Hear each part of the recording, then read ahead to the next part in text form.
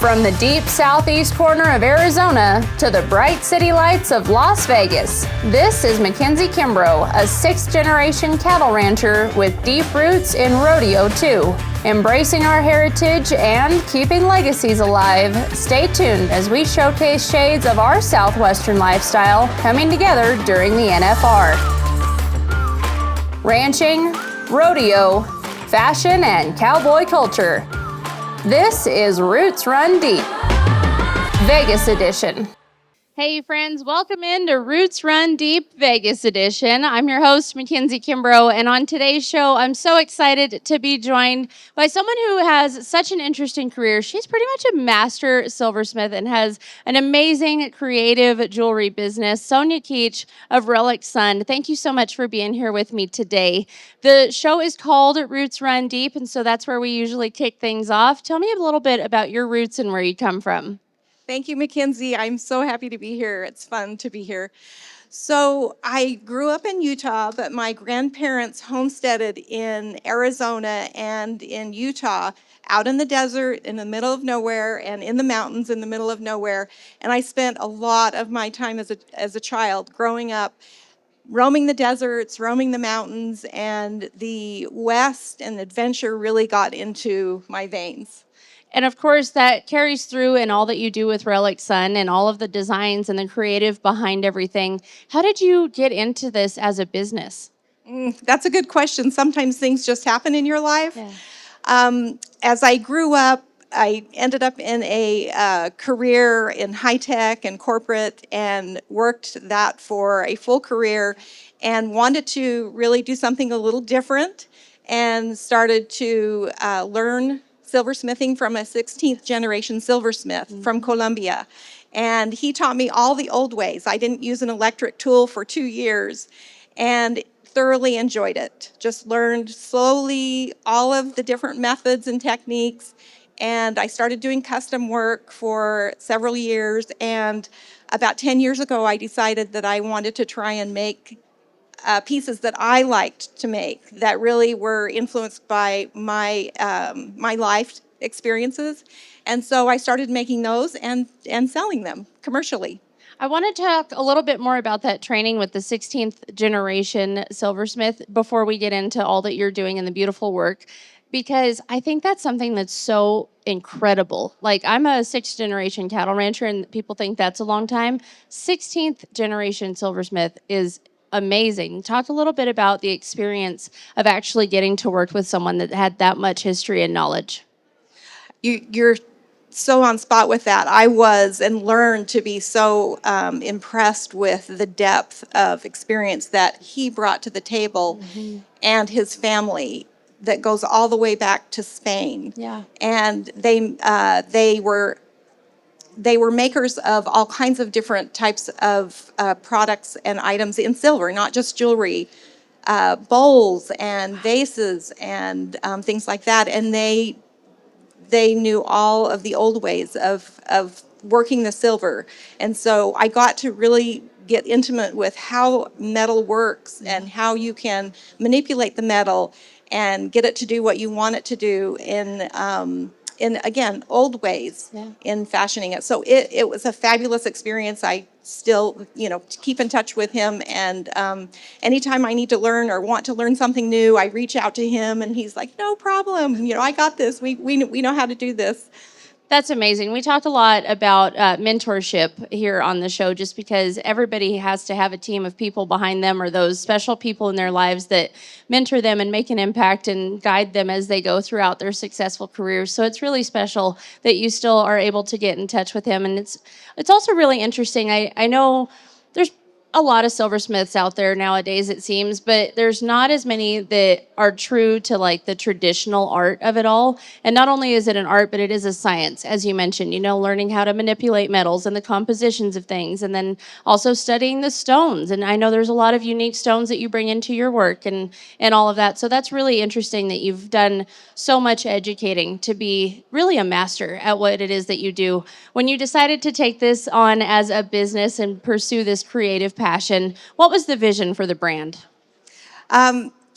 I didn't know at first. It kind of evolved, but I do know what I like. Yes. And I wanted, and metals can be fairly flat, so I wanted to incorporate textures and movement in the metal, which again is not necessarily a moving, flowy piece of maybe, like a cloth would be. Sure. So I just started experimenting with design and the metal and how it melts. And I just started creating what I like, and that kind of formed my brand of Relic Sun. It's organic. There's history involved in it. Of course, my adventurous spirit in the West, and that's how it has evolved into Relic Sun. There's been so many amazing pieces throughout the years. I've been a fan of your brand for a while now, so it's been so neat to see all of the different creative aspects to it. I want to talk about a specific collection that launched here recently that's been really special, the Westward collection. It launched just in November here, and you've been putting some stuff on social media that's been so interesting to watch and to hear your passion behind these pieces and kind of a little bit of an insight to the creative process that goes into making a new design and kind of pioneering something that is going to be made to last forever, honestly. I want you to talk a little bit about the Westward collection and how that thought process came to mind, because of course you keep the West at the heart of everything that you do, but this collection specifically has some really amazing stories to tell. Thank you, Mackenzie.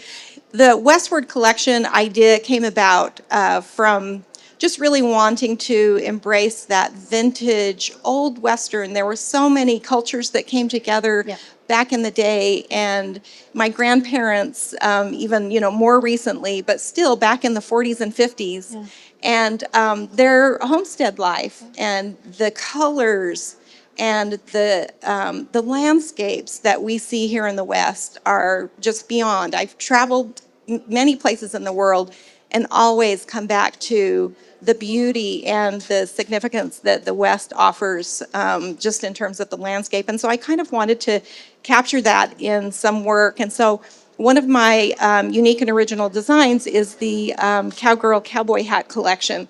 And I've made it a design element to keep the crown of the hat in my piece is more of a warm leather, give you that kind of vintage feel, and kind of takes you back to the old days.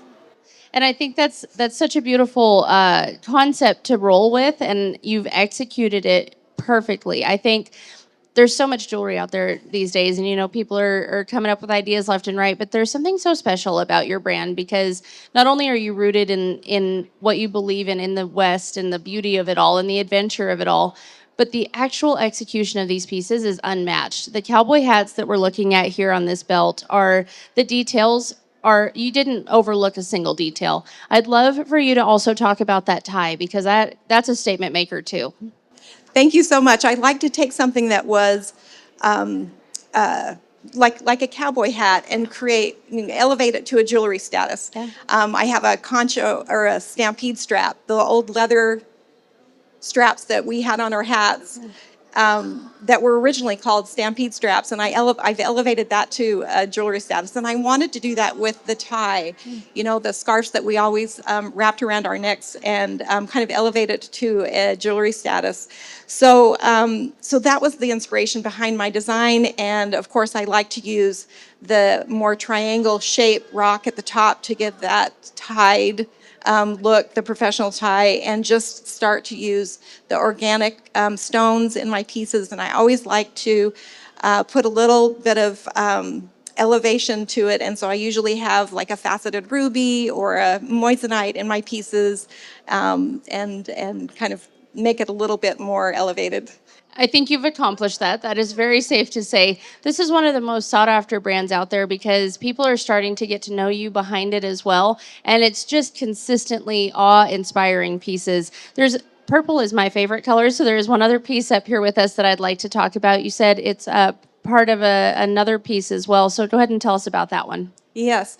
So this is my cowgirl she's wearing her cowgirl hat, and she's all decked out with her earrings. And this is a piece that can be switched out to the nausea of a squash blossom that I've made. Yeah. And I came up with this design again, starting with the cowboy hat, but I just wanted to elevate it again to say there is something behind this. There's the cowgirl that rode her horse in the West, and at that time didn't think about putting on makeup or jewelry at that time, but it just gives you that sense of vintage. And I think it's so special to have those feminine details into it as well. There's a fine balance between the grit and the ruggedness of the cowboy and cowgirl lifestyle, and then blending that with kind of the softer side, the more feminine, the really beautiful details. That's something that we've talked about here on the show before, kind of grit and glam inspired. And so you're able to accomplish both, and you can still see that amazing cowboy culture and the Western heritage in your pieces, but of course, they're so elevated and beautiful. I'd also love to talk about the impact that social media has had on your business for community, of course, for retail and brand awareness, but community wise, as I mentioned, so many people getting to know you now, getting to know the face behind the brand and the history and the roots of all of these amazing pieces. There's been some awesome ladies that you've worked with that are mutual friends of ours. Talk about the opportunity that social media has created for your business. Yeah, it really has elevated the business. Otherwise, I'd be sitting in my studio still silversmithing, and I wouldn't have an audience, and I wouldn't have a platform to really showcase my work. And I don't do a lot of shows, and so social media really is the outlet and avenue that I have. And I appreciate the fact that we do have influencers in the business that can extend my reach. Yep. And give me that platform, including yourself, Mackenzie, and allow me to kind of leverage that audience a little bit to say, introduce myself, and if you like it, it would be wonderful to, have you follow me and see my evolution.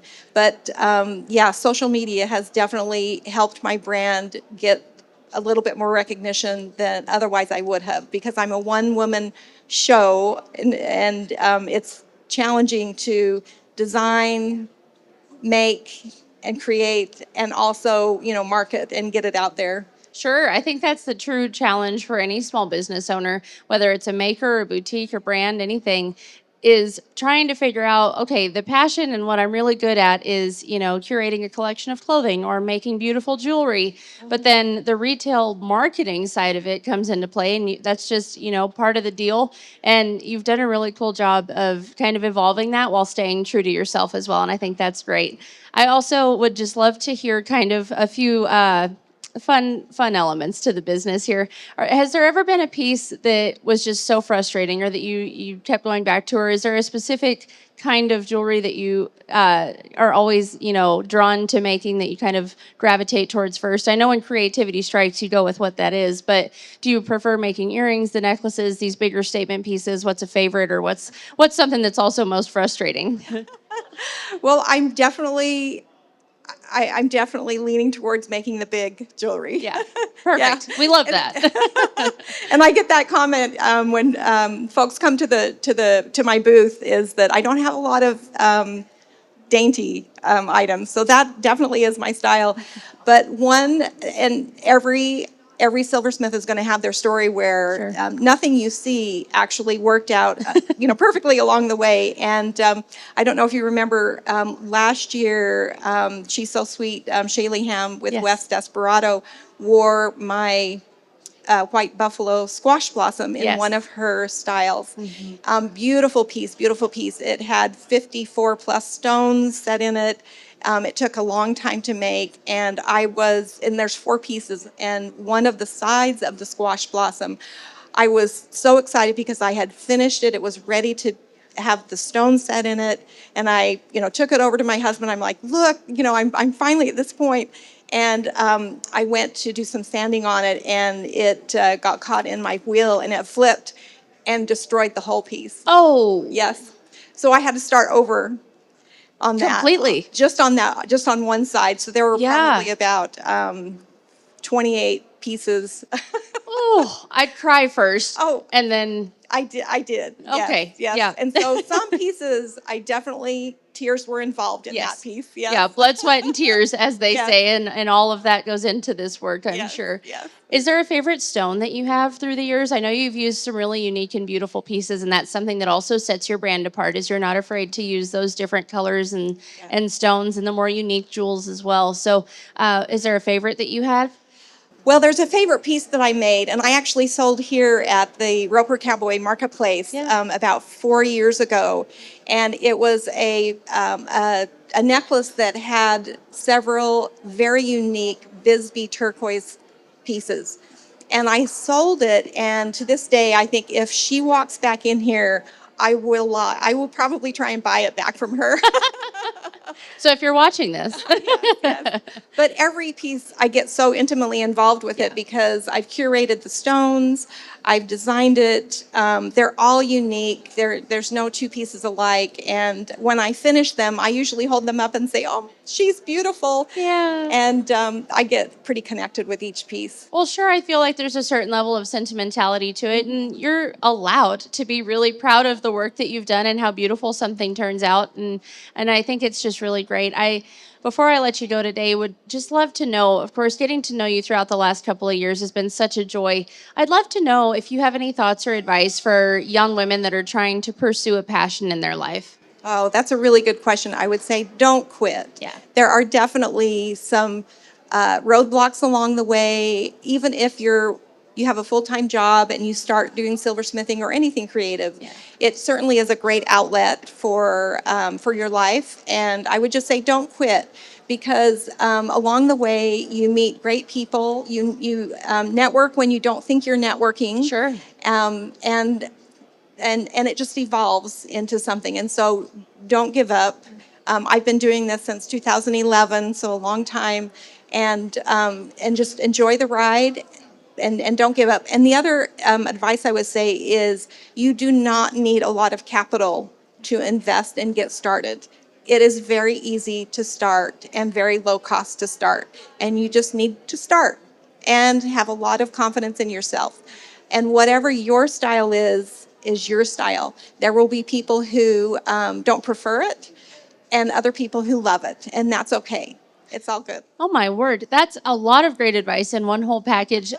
With what you said there at the end, it may not be everyone's style, but it's important that you stick to your own and the right people will find you.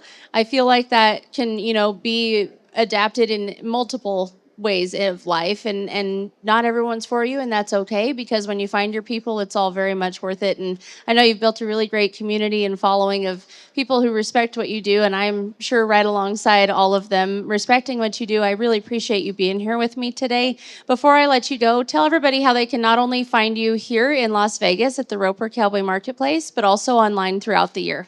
Yes, definitely. I've got a booth here at the Roper Cowboy Marketplace. I'm booth number 1115. And I do have these pieces in the booth. I also have an Instagram account under Relic Sun. Yes.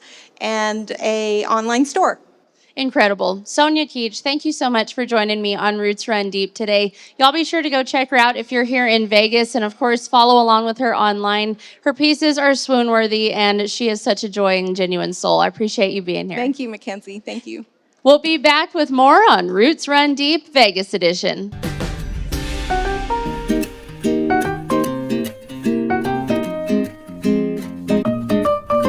One of my favorite recipes that I learned from my grandma Wendy was her pear pie. It's really simple. It has such a warm and delicious flavor profile, and it's perfect for fall and into the holiday season.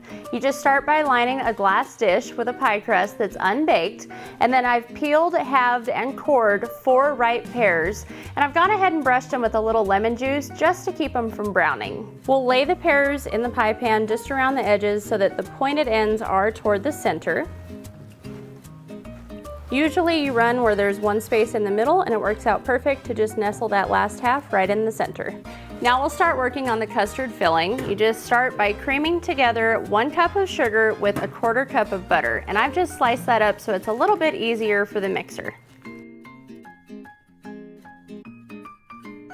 We'll turn it down just a little and add in a few more ingredients. I've got 1/4 cup of flour, 3 whole eggs, a teaspoon of vanilla extract, and just 1/8 of a teaspoon of salt to help balance out those sweet flavors. So we'll be careful not to overmix this. You just want to mix those ingredients until they're combined. We'll just pour that custard mixture right over the top of the pears. It's going to be pretty thick, but just make sure it distributes evenly throughout the pan.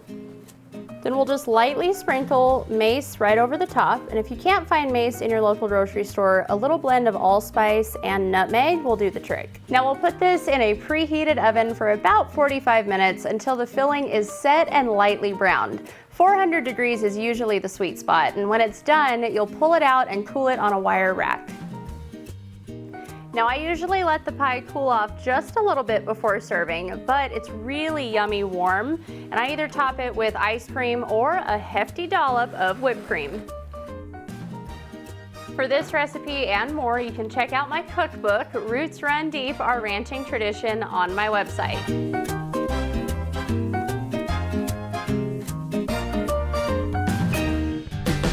Hey friends, welcome back to Roots Run Deep Vegas edition. I'm your host, Mackenzie Kimbrough, and joining me now on stage is probably one of the most integral people of our Roots Run Deep production. This is Benje Bendele of Crazy Heart Sound and Lighting. We quite literally could not do this without him. He runs all of the lighting and the sound equipment and all of the major things that happen here at the stage for us. We've worked together for a couple years now, and I'm finally going to get him up here to chat with. And I would love for you to just start things off by telling people about your roots and where you come from before we get into the big career that you've got going. Hi, Mackenzie. Thanks for having me on. It's a pleasure to be here. I grew up in San Antonio, Texas. Yeah. Went to high school, John Marshall High School, and was involved in rodeo in high school. I roped and I rode a bulls 2 or 3 times and decided that was not what I wanted to do. But I did go to college at Southwest Texas Junior College in Uvalde and rodeoed a little bit there. Kind of played around with it, never really did well with it. But I always loved rodeo, still do. I love the culture, the Western lifestyle. I love to wear the cowboy hat and the shirt and, and the boots. And it's just takes you back to yesteryear. I love the Westerns and love being part of that. So being part of rodeo in some way was something I really wanted to do. And I was entered at a rodeo, and it's where I met Boyd Paul Hemus. He was going to college at the same time I was, and he was announcing the college rodeo. I was roping, and we met. And it was funny because I laughed at him right off the bat before I knew him because he drove up in a little Pinto, and he's so tall his head was sticking out the top of the Pinto sunroof, so we laughed about that. But we became friends, and I liked what he was doing. And I picked up a microphone myself and started announcing. Going back a few years before that to get you to where we're going to be in this story, I DJ'd a little bit at San Antonio in the music industry. Ben Benavides, he and his wife Jackie are running our scoreboard for us here behind us, and he got me involved in music, and on the DJ level, he taught me how to work music with the crowd, how to throw in little jabs here and there while working a nightclub. So fast forwarding, on back to the meeting Boyd and picking up a microphone and working behind a microphone, I jumped on a horse and started announcing rodeos. Okay. Started announcing for the Texas circuit of amateur level, and did a couple of rodeos in Bandera through the summer, Bandera, Texas, and it was a big rodeo town, but they had rodeos every weekend, one of those weekly deals. And then it was time to go this next step up, and I joined the PRCA in 1995, and I started rodeoing out on the East Coast with Bob Barnes and the Barnes family. And then I got on the team for Mac Altizer and Bad Company Rodeo, and that's really where the music started to play in. The phone wasn't ringing so much for announcing. It was ringing, but it wasn't make a living ringing. Sure. And there's a lot of announcers out there, and there wasn't at the time a lot of music people at the time, so I jumped into that. and still was announcing a little bit here and there. I announced Pecos, Texas for about 12 years, which is a big deal to me. Yes. I'm still working that rodeo in the music director's position, but moving fast forward, worked for Mr. Barnes and their family for about 7 years, got into 2000s. I met some people along the way. Jim Nichols, who was honored last night at the National Finals Rodeo. We lost him about a month ago. But he got me started on the the I would say the big time level, the premier events. He hired me. He was involved at the office, the PRCA, and we met up. And he ran the Dodge National Circuit Finals Rodeo at the time in Pocatello, and he hired me to do the music there. My brother and I, and that's where I was really noticed as far as the premier part of the game, the upper level of events. And about a month later, I get a call from a friend, Clark Holmes, who is also a music director. And he said, "Hey, they're looking for someone to do music at the, what was it called? The Copenhagen Cup finale. Remember, Copenhagen was involved in the rodeo. It was at Dallas at the American Airlines.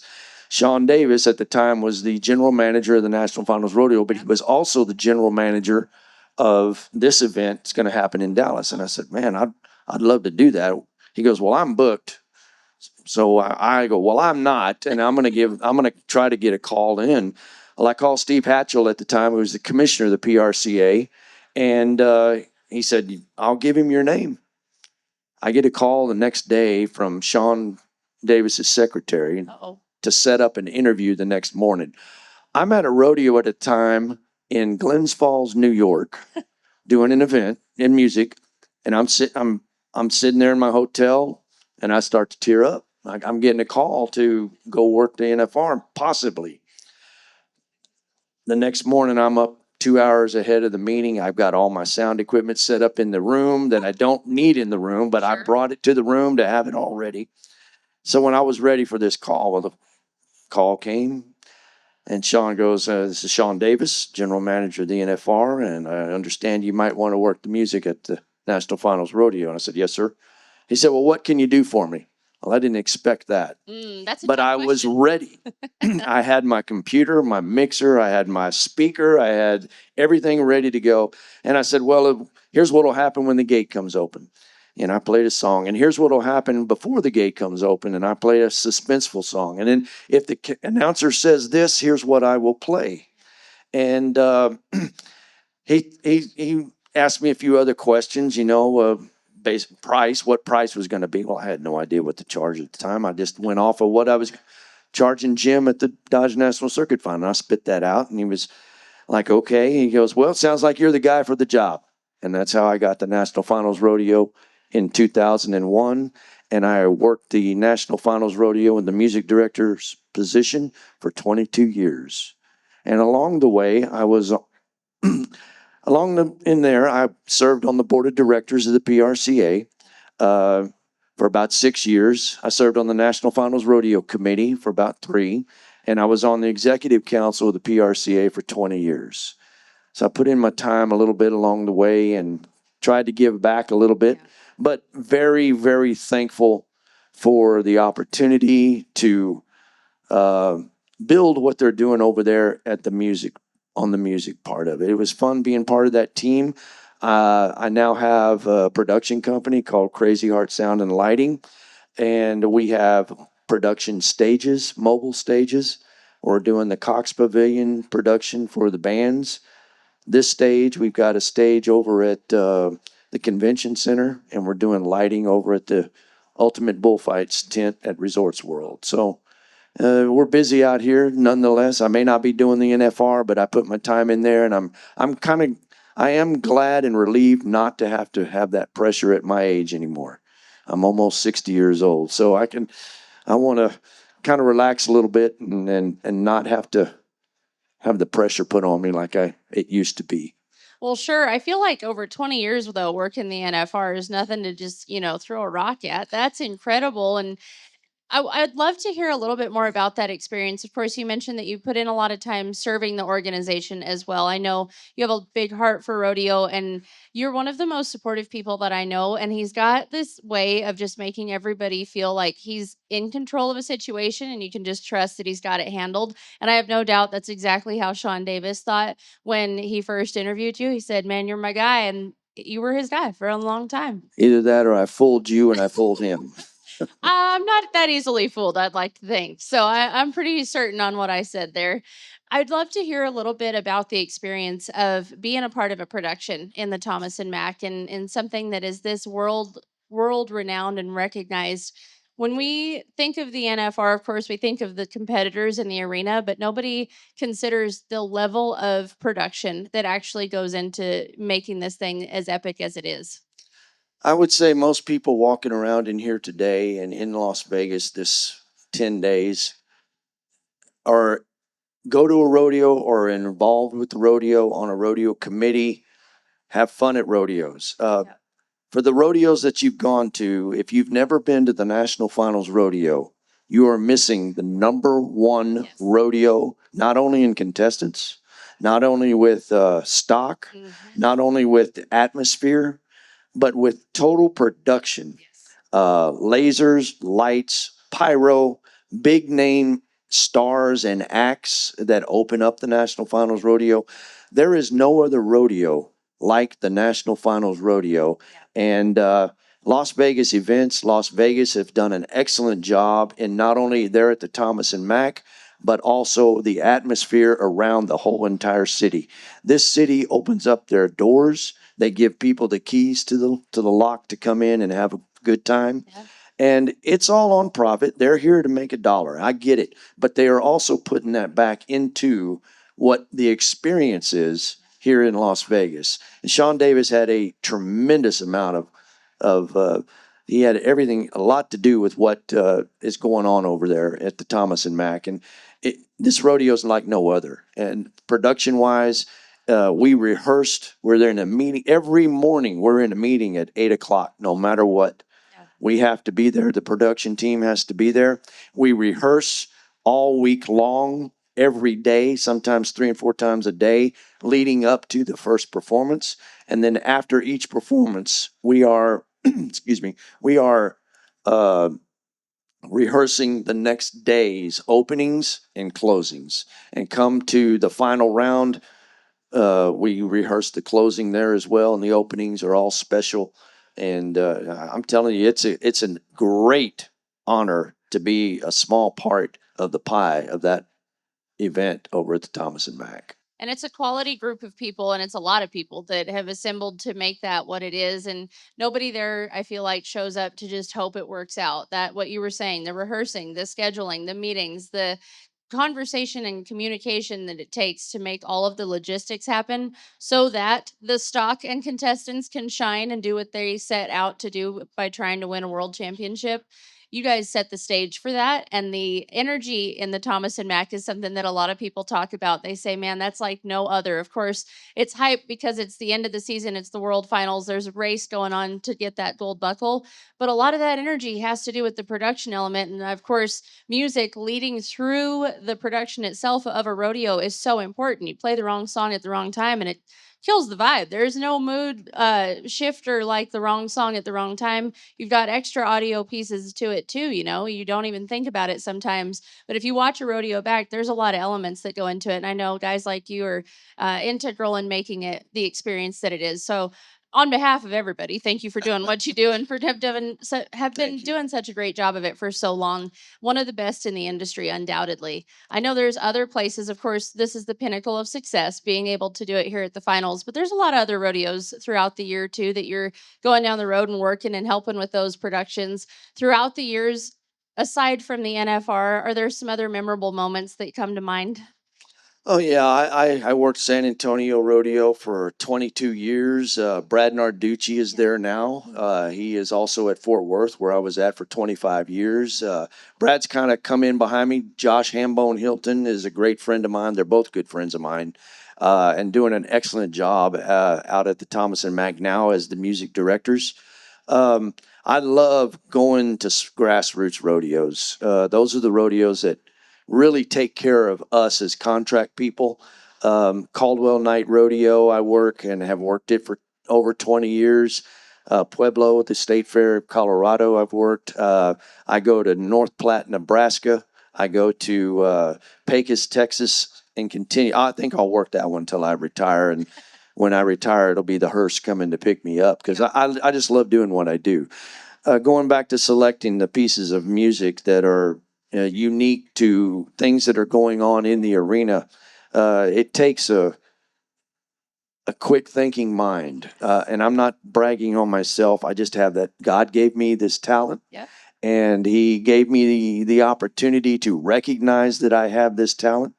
I've got many of people to thank along the way. But the guys that are playing music now have followed, I would say, in my footsteps because they call me and they ask me advice. They ask me what maybe they should do in certain situations, and I gladly give them that advice. They're my friends, and they're all the music directors can call me when they want to, and they do. There's several of them that do, and I give them the best advice that I can over the 30 years of experience that I have in this business.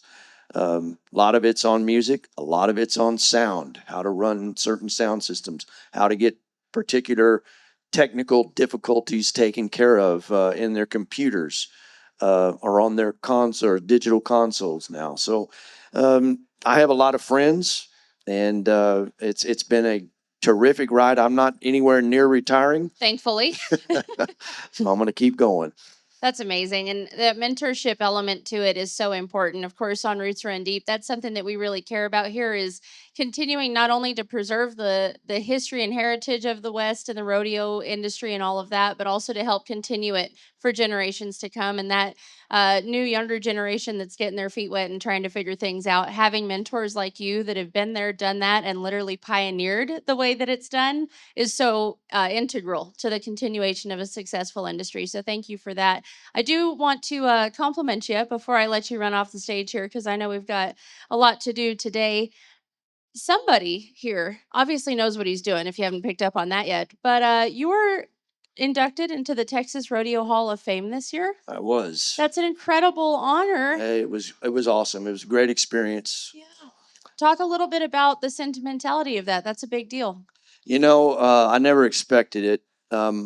I got the call or the letter and the call early summer this year that they were going to induct me, and the museum in which this is located in Pecos, Texas. Yeah. They have a special building that they have created the museum of to carry on the history of the American cowboy. Not that that's what I am, but they were honored me for being a part of changing Yes. music at rodeos, and I was very honored, very honored. My family came out, Sissy, my wife, my grandbabies, Dylan and Tilden. Hi, young kids, and my daughter and my son-in-law and my mom was there and my brother drove out, and it was just an amazing experience. It was small, but it was amazing experience and one that I'll never forget. And I think Pecos, Texas, they were instrumental in making that happen. I know, and the McKinney family is just amazing there at Pecos. If you've never been to Pecos, Texas, there's a lot to see. It's not just a West Texas town that's gone dry. It's really lively out there with the oil boom. And the rodeo, they've got brand new grandstands, new announcer stands, and it's a pretty setting there at the rodeo. And it's every third week of June in the years to come. And they're the oldest rodeo on record in the Smithsonian. Wow. Uh, in the PRC, any rodeo, that is, it's where it all started, and they've got the history there in the books to show it. So, but the museum is downtown, and there's a lot to see there. There's Balmoral, and there's a swimming pool that's all natural. So there's great things to see in Pecos.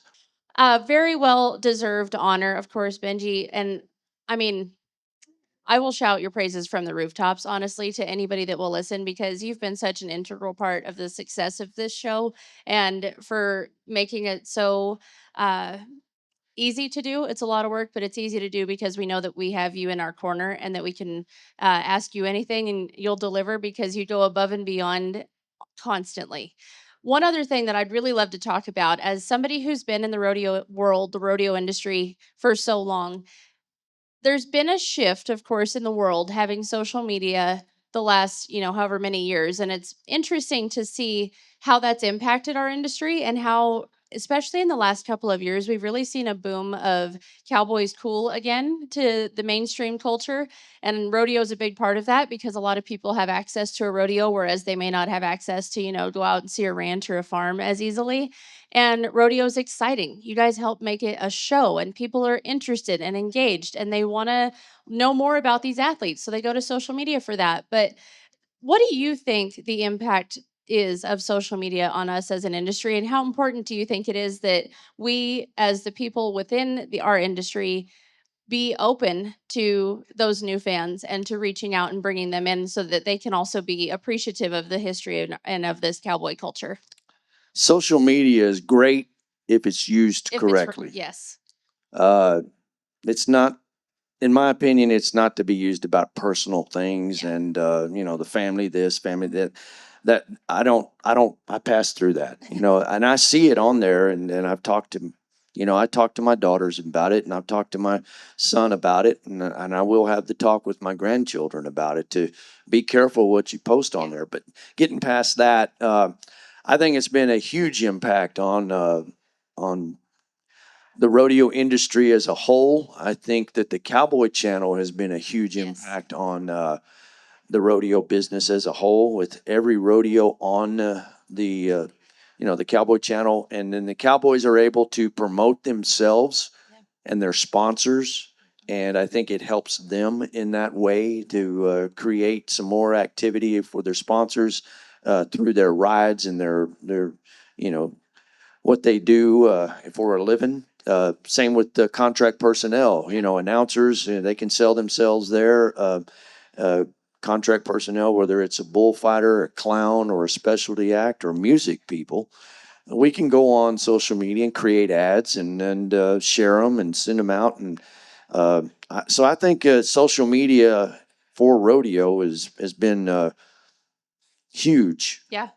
for any level of rodeo, whether it's junior rodeos, the amateurs, or here in the pros. It's uh, social media is you can't scroll very far without seeing some rodeo on social media. Yeah. And it's been neat to kind of see a lot of the rodeo committees embracing that over the last couple of years. I know it was kind of one of those things that they're like, well, a lot of people were hesitant about posting about, rodeo things on socials because, as you mentioned, every now and then social media goes a little south for a second and the wrong video gets sent around and whatnot. But I think there is also a huge element of advocacy that's available thanks to social media because we have the ability to make those connections. And our industry is doing such a great job of putting out quality content that people want to see. And it's not only entertaining, but it's educational. A lot of the stock contractors have hired social media personnel now that are going and doing behind the scenes. They're talking about how these athletes, these animal athletes, are top notch. They're taken care of the best possible. They are taken care of before all the humans are. I mean, we all leave here sick and those animals leave here feeling feisty. And it's just neat to see, as someone who, of course, has a career in media production, that the industry has picked up on it so much the last couple of years, not only for the business of it all, but also for that advocacy element.